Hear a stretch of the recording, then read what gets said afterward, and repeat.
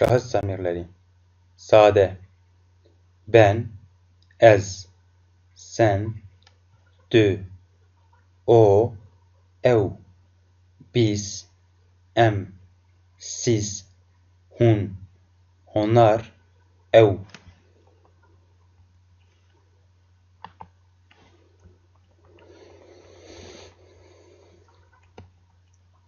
Ben, min, sen, de, o, we, we, biz, me, siz, we, onlar, one.